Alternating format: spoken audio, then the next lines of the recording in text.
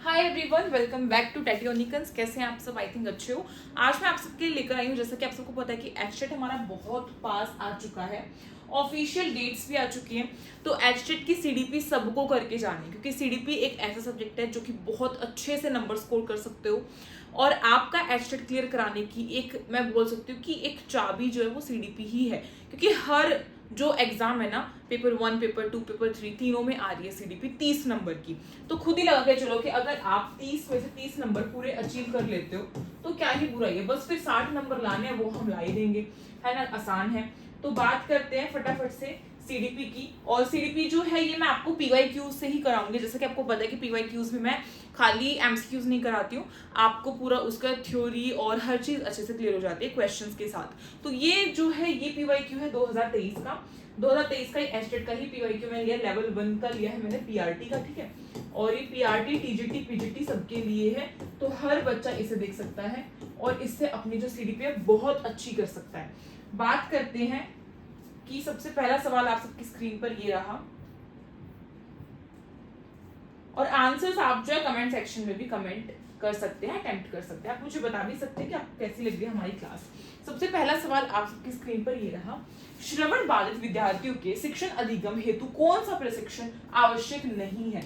जहां शब्द आ जाता है नहीं है, बिल्कुल ध्यान से पढ़ना है। इन्होंने बोला है श्रवण बाधित, यानी कि ऐसे बच्चे जो कि सुन नहीं सकते हैं, जिन जो डेफ होते हैं, ठीक है, उन बच्चों में कौन सा जो है प्रशिक्षण नहीं कराना चाहिए हमें, मतलब इंपॉर्टेंट नहीं है। ठीक है, इंग्लिश में भी आप लोग देख सकते हैं। तो आपको पता होगा कि लिप रीडिंग, यानी कि जो लिप्स है, मैं जैसे मान लीजिए कि मैं कोई साइन लैंग्वेज कर रही हूँ, ठीक है, मैं बोल नहीं रही हूँ क्योंकि बच्चा सुन नहीं सकता है, तो मैं बोल रही हूँ तो उसको मेरी आवाज सुनाई नहीं दे रही, लेकिन वो मेरे लिप्स को रीड कर सकता है ना, वो रीड कर सकता है। मैं बोलूँ कि आओ, यहाँ आओ, तो वो ये चीजें रीड कर सकता है, लिप रीडिंग। तो ये बहुत इंपॉर्टेंट है ना। तो ये होनी चाहिए। साइन लैंग्वेज भी हमारी होनी चाहिए, साइन लैंग्वेज जो हमारी मुख्य भाषा होती है, ठीक है, वो भी होनी चाहिए। साथ ही साथ ब्रेल स्क्रिप्ट, जो ब्रेल स्क्रिप्ट है ये बच्चों ये विजन के लिए होती है, ठीक है, ये होती है विजन के लिए, यानी कि ब्लाइंड स्टूडेंट्स के लिए होती है, ये जिनको दिखाई नहीं देता है। यहाँ बात हो रही है सुनाई ना देने वाले बच्चों के लिए, हियरिंग के लिए बात हो रही है। तो इसीलिए एक तो ये हमारा ठीक हो जाएगा। दूसरा मोटर ट्रेनिंग। मोटर ट्रेनिंग की क्या जरूरत है भाई, उन बच्चों में फिजिकली वो बिल्कुल फिट है, बस उन्हें सुनाई नहीं दे रहा है, तो इसलिए ये दोनों चीजें ठीक हो जाएंगी। और आपका ऑप्शन नंबर 3 जो है सी एवं डी, वो बिल्कुल करेक्ट है, क्योंकि इन दोनों चीजों की ट्रेनिंग देने की हमें कोई ऐसी पर्सनल नीड नहीं है। इसके बाद बात करें सेकंड क्वेश्चन की, आपके स्क्रीन पर ये रहा।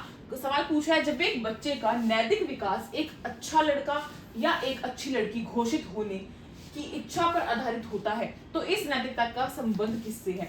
आपको पता होना चाहिए कि हमारी जो कोलबर्ग है, उन्होंने हमें 3 जो लेवल है मोरालिटी के वो दिए थे। मोरालिटी यानी कि नैतिक किस तरीके से हमारा नैतिक विकास होता है, मोरालिटी डेवलपमेंट, ठीक है, मोरल डेवलपमेंट के 3 लेवल दिए थे, प्री कन्वेंशनल, कन्वेंशनल और पोस्ट कन्वेंशनल। आपको स्क्रीन पे दिख रहा होगा प्री, ठीक है, प्री कन्वेंशनल, कन्वेंशनल और फिर उसके बाद पोस्ट कन्वेंशनल। यानी कि प्री मतलब पहले, जो कि इन्फेंसी की एज होती है, कन्वेंशनल मतलब कि एडोलसेंट वाली एज, और पोस्ट मतलब कि एडोलसेंट के बाद, यानी कि अडल्टहुड। तो आपको याद होगा कि कोल भाई साहब ने बोला था हमें कि जो गुड गर्ल, गुड बॉय, इन सब की जो थ्योरी होती है वो बेसिकली हमारी कन्वेंशनल लेवल में आती है। तो कन्वेंशनल लेवल में आती है, लेकिन उसमें भी 2 स्टेजेस होती हैं। तो आपका जो है 4th वाला ऑप्शन राइट है, गुड इंटरपर्सनल रिलेशनशिप्स, ठीक है। ये वाला जो स्टेज है, ये वाली स्टेज होती है हमारी, कौन सी स्टेज होती है, 3rd स्टेज होती है आई गेस।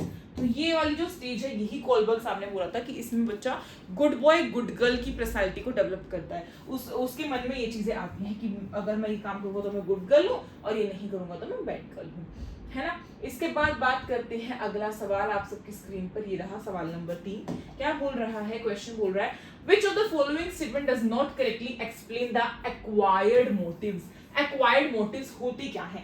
एक्वायर्ड मोटिव्स भाई वो मोटिव्स होते हैं जो कि हम लर्न करते हैं साइकोलॉजिकली, ठीक है, सोशली, कल्चर के थ्रू, सोशलाइजेशन के थ्रू, ठीक है। तो ये वो सारी चीजें होती है जो कि एक इंडिविजुअल जो है वो अपनी लाइफ में एक्सपीरियंस इन सब के थ्रू जो है क्या करता है, सीखता है। ये होता है एक्वायर्ड मोटिव्स, जिसे हम कहते हैं अर्जित प्रेरक। अर्जित प्रेरक, तो इनमें से कौन सा नहीं है। आपको पता होना चाहिए कि अगर हम कोई भी चीज जो है हम सीख रहे हैं, है ना, अपने एक्सपीरियंसेस के थ्रू सीख रहे हैं, अनुभवों के द्वारा अगर कोई बच्चा उसे चीज सीख रहा है, तो वो चीज जो है वो यूनिवर्सल नहीं होगी। तो दे आर ऑप्शन जो अपना सेकंड है, दे आर यूनिवर्सल, ये चीज इनकरेक्ट है, यानी कि ये चीज जो है ये सही नहीं है। बाकी जो सर्वाइवल चीजें होती है, लर्निंग जो होते हैं, उन सबके थ्रू एक्वायर्ड मोटिव तो आता ही है, हम सबको बहुत अच्छे से पता है। अगला सवाल आप सबकी स्क्रीन पर ये रहा, क्वेश्चन नंबर 4 क्या बोल रहा है, with who coined the term mental as. Mental as जो है इसका कॉन्सेप्ट किसने दिया था, मानसिक आयु। मानसिक आयु का मतलब क्या होता है, पहले मैं आपको बता देती हूँ। मेंटल एज और हमारी क्रोनोलॉजिकल एज क्या होती है। फॉर एग्जाम्पल जैसे मेरी जो क्रोनोलॉजिकल एज है, मैं जस्ट एक एग्जाम्पल दे रही हूँ, ठीक है। क्रोनोलॉजिकल जो एज है वो अभी करंटली 20 ईयर्स है, ठीक है। और मेरी जो मेंटल एज है मे बी वो हो सकता है कि वो 22 हो, ठीक है। इस तरीके से मेंटल एज मतलब है मानसिक रूप से मेरी कितनी उम्र है। मतलब 22 साल की लड़की को जो चीजें समझ में आ रही होगी शायद वो मुझे समझ में आ रही होगी, लेकिन मेरी वैसे जो एज है बर्थडे के अकॉर्डिंग वो 20 साल है, ठीक है। तो इस तरीके से अगर किसी बच्चे की एज 7 साल है लेकिन हो सकता है कि उसकी मेंटल एज 9 साल की हो, और ऐसा भी हो सकता है कि किसी बच्चे की एज 10 साल की है लेकिन उसकी मेंटल एज 5 ईयर्स है। तो उसी से हम क्या करते हैं, उसी से हम IQ को डेवलप करते हैं। तो ये चीज जो है ये तो भाई हमारे बायनेट ने बोली थी, ठीक है। बायनेट ने हमें मेंटल एज का जो कॉन्सेप्ट है वो दिया था। अब बात करते हैं कि यहाँ पे जो बायनेट है उनका पूरा नाम ये है, ठीक है। बायनेट का पूरा नाम क्या है, ये है। इन्होंने मेंटल एज वर्ड जो टर्म है उसे यूज किया था, लेकिन इसके बाद फ्यूचर में 1912 में जो विलियम है, जर्मनी के एक साइकोलॉजिस्ट थे विलियम, इन्होंने इसका IQ का फॉर्मूला निकाला था कि IQ कैसे अपना फॉर्मूला कैसे निकालते हैं, IQ कैसे कैलकुलेट करते हैं। वो करते हैं हम मेंटल एज अपन में क्रोनोलॉजिकल एज इनटू में 100, और इससे हम अपना जो IQ है किसी का भी वो निकाल सकते हैं। अब आपसे कई बार सवालों में ऐसे भी देता है कि श्रेया जो है भाई, श्रेया की जो उम्र है वो 10 साल है और उसकी मेंटल एज 5 इयर्स है, तो आप उसका IQ बताओ। कैसे बताओगे, मेंटल एज अपॉन में क्रोनोलॉजिकल एज इनटू में 100, सिंपल। 0 से 0 कट हो गया, इसका मतलब इसका जो IQ है वो कितना बना, 50 बन गया। इसका IQ जो है वो 50 आ गया। अब 50 का मतलब क्या होता है कि ये भाई एवरेज बिलो है, बिलो एवरेज हम सबको पता ही है ना। उसके बाद अगला सवाल देखते हैं। अगला सवाल आप सबकी स्क्रीन पर ये है, क्वेश्चन नंबर 5 क्या बोल रहा है, शिक्षक का निम्नलिखित में से कौन सा कार्य सृजनशील बच्चों की क्षमता को अवरुद्ध करता है। मतलब कि जो शिक्षक है, जो टीचर है, वो ऐसी क्या गलती कर रहा है जिसकी वजह से जो हमारे बच्चे होते हैं, जो क्लास में बच्चे होते हैं, उनकी जो क्रिएटिविटी है उसमें वो बाधा बने, ठीक है, वो बाधा बने, उसको ब्लॉक करता है। तो भाई देखो, अगर हम अपने स्टूडेंट्स को डाइवर्जेंट थिंकिंग के लिए एनकरेज करें तो it's very good. Divergent thinking creative thinking होती है, राइट। उसमें हम कितने भी क्रिएटिविटी सोच सकते हैं। हम फ्रीडम दे रहे हैं अपने आइडियाज को एक्सप्रेस करने के लिए, वो भी अच्छी चीज है। उससे बच्चा जो है क्रिएटिव बनेगा। एक मैं रोक दूं कि नहीं तुम ऐसा नहीं कर सकते, तो चीजों गलत हो जाएगी। हम मोटिवेशन दे रहे हैं, ठीक है, उसको अच्छा करने के लिए, काम करने के लिए, ठीक है।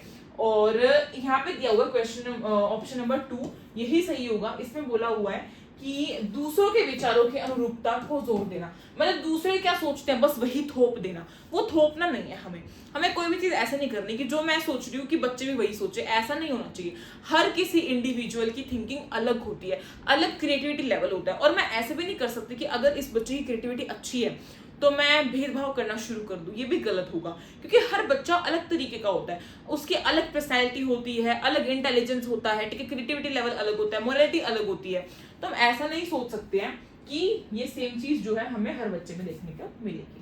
अगला सवाल है क्वेश्चन नंबर 6 आपकी स्क्रीन पर ये रहा, और साथ साथ आप सब प्लीज कमेंट्स करके बताइए कि आपको क्लास कैसी लग रही है, और लाइक शेयर जरूर कीजिएगा।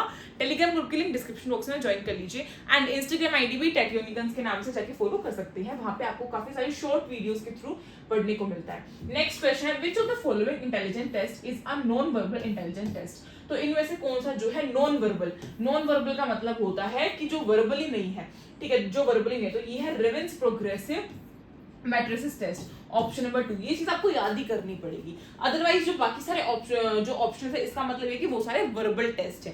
तो ये चीज भी आप यहाँ से याद कर सकते हैं। इसमें ऐसा कुछ बताने लायक था नहीं, क्योंकि इसे हमें याद ही करना पड़ेगा, हम मतलब समझ ही नहीं सकते इसमें तो, ठीक है। नेक्स्ट क्वेश्चन है, the evaluation done for the purpose of improvement through feedback during the instructional program is called।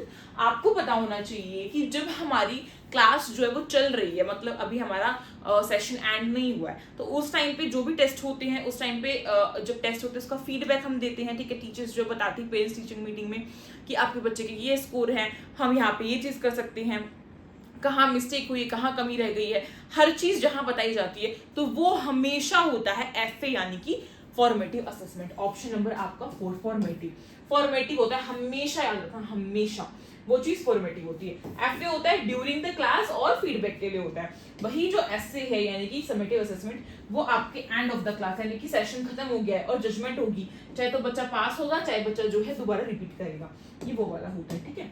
अगला सवाल है, नेक्स्ट क्वेश्चन है, what type of learning is the basis of Pavlov's learning theory. Pavlov की learning theory जो थी वो किस पर थी, वो थी डॉग पर। हम सभी को पता है पैवलोव भाई साहब ने डॉग पर किया था एक्सपेरिमेंट अपना, और उनकी जो थ्योरी थी उसका नाम था क्लासिकल कंडीशनिंग।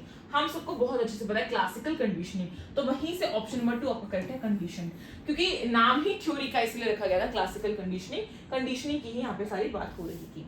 नेक्स्ट क्वेश्चन है क्वेश्चन नंबर आपका 9, विच name of late childhood does not refer to the influence of peers in the process of socialization।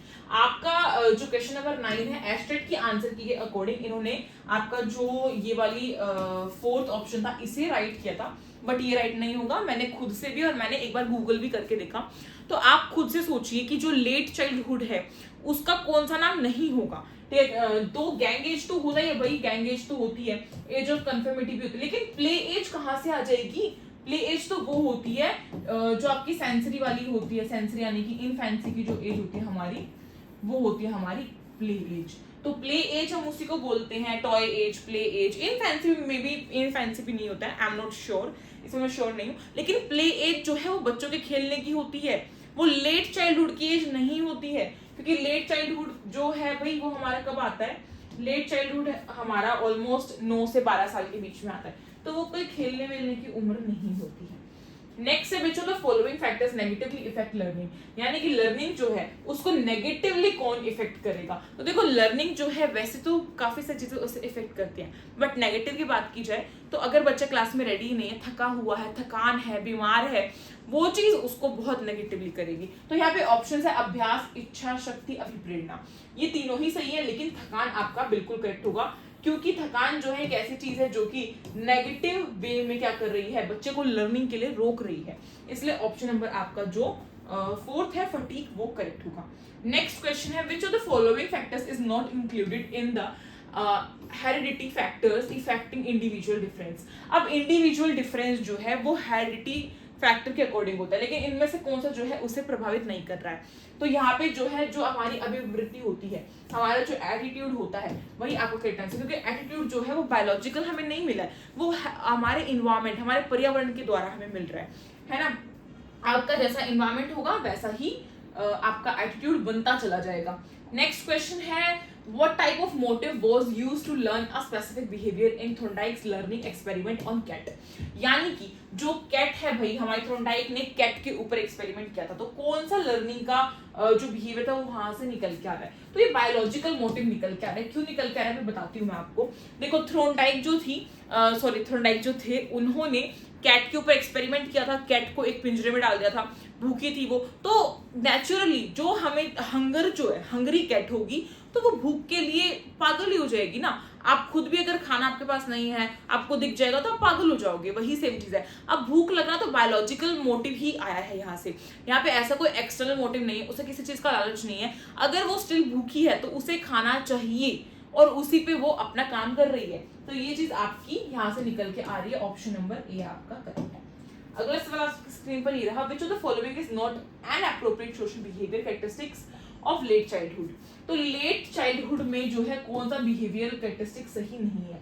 देखो बच्चों याद रखना कि जो ईगो सेंट्रिक जो चीजें होती है, ईगो सेंट्रिज्म जो होता है, मतलब कि अहम केंद्र जो होता है कि जो मैंने माना वही सही है, ऐसा नहीं है। लेट चाइल्डहुड में क्या होता है, अब बच्चा समझना शुरू कर देता है कि कुछ चीजें जो है वो जो सोचता है वैसी नहीं होती है, मतलब वो थोपता नहीं है, जिद नहीं करता इस टाइम पे। तो लेट चाइल्डहुड में सबसे बेकार चीज जो यहाँ पे लिखी हुई थी ईगो सेंट्रिज्म, वही सही है। बाकी बच्चे में कॉपरेशन, कॉपरेटिव भावना आती है, ठीक है, विकसित होती है। सिंपैथी विकसित होती है, किसी दूसरे के दर्द में दया भावना। एम्पैथी यानी कि किसी के दूसरे के दर्द को समझना, ये सारी चीजें जो है डेवलप होती चली जाती है चाइल्डहुड में, लेट चाइल्डहुड में। और इसकी एज होती है 9 से 12 साल, जैसा कि मैंने यहाँ पे आपको मेंशन किया हुआ है। और ये जो यहाँ पे ईगो सेंट्रिज्म की जो बात है, ईगो सेंट्रिज्म की, ये जो है ये प्री ऑपरेशनल के अंदर आती है। ये आती है 2 से 7 साल, जो कि हमारा होता है अर्ली चाइल्डहुड, जो कि हमारा होता है अर्ली चाइल्डहुड और मिडिल का बीच का पार्ट जो होता है, ठीक है। नेक्स्ट हमारा क्वेश्चन है, development is a process begins from. जो डेवलपमेंट है यानी कि जो विकास है वो एक ऐसी प्रक्रिया है जो कि जब से शुरू होती है तब से बच्चा जो है माता के भ्रूण में आता है, ठीक है। हमारा जो वीमेन है, प्रेगनेंसी जब से होती है तब से ही डेवलपमेंट का प्रोसेस स्टार्ट हो जाता है, क्योंकि बच्चे का फिजिकल डेवलपमेंट तो जो मदर है उसके स्टमक में हो रहा है, ठीक है, उसके यूट्रस में हो रहा है, तो फिजिकल डेवलपमेंट वहाँ पे हो रहा है। बाद में जैसे जैसे वो दुनिया में आता है, चीजें सीखता है, कॉग्निटिव डेवलपमेंट उसका होता है, सोशलाइजेशन होता है, और हर एज में होता है, ऐसा नहीं है। देखो हमेशा रखना चाहिए, जो विकास है वो हमेशा ही जो है वो चलता रहता है, चलता रहता है, चलता रहता है, वो रुकता नहीं है। तो इसलिए ऑप्शन नंबर आपका 3 करेक्ट है, कंसेप्शन टू डेथ, यानी कि डेथ होगी तभी। यहाँ से जो है जन्म होने से पहले जो कंसेप्शन है वहां से शुरू होता है, और जब किसी प्राणी की डेथ हो जाती है वहां तक चलता रहता है, उसके बीच में कहीं रुकता नहीं, ऊपर नीचे हो सकता है लेकिन रुकता नहीं है कभी भी, ये चीज याद रखना। नेक्स्ट क्वेश्चन है, which teaching learning method is not included in a child centred and progressive education, यानी कि कौन सा मेथड जो है वो बच्चे की चाइल्ड सेंटर्ड जो क्लास होती है, चाइल्ड सेंटर्ड का मतलब होता है कि क्लास है, सॉरी ये जो क्लास है और उसमें बच्चा जो है वो अहम केंद्र है, यानी कि उसी को जो है उसी को सोचते समझते हुए हमें अपनी क्लास प्रिपेयर करनी है, हमें अपने टॉपिक्स लेने, कंटेंट लेना है, हर चीज उसी के अकॉर्डिंग होगी ताकि बच्चा उसमें अच्छे से फिट हो पाए, कंफर्टेबल हो, सीख पाए चीजों को। तो वो चीज जो है उसमें सबसे बेकार चीज है लेक्चर मेथड। ये चीज जो है चाइल्ड सेंटर्ड की एजुकेशन में होनी नहीं चाहिए, क्योंकि लेक्चर मेथड से जो है बच्चा जो है बोर होता है, ठीक है, बोर होता है। तो यहाँ से लेक्चर मेथड हटा देते हैं हम, बाकी प्रोजेक्ट, प्रॉब्लम सॉल्विंग, एक्सपेरिमेंटल, ये सब बिल्कुल सही है। नेक्स्ट क्वेश्चन है, which of the following is not an extension motive, यानी कि जो बाहर जो अभिप्रेरक है इनमें से कौन सा नहीं है। तो इनमें से भाई जो रेस्ट है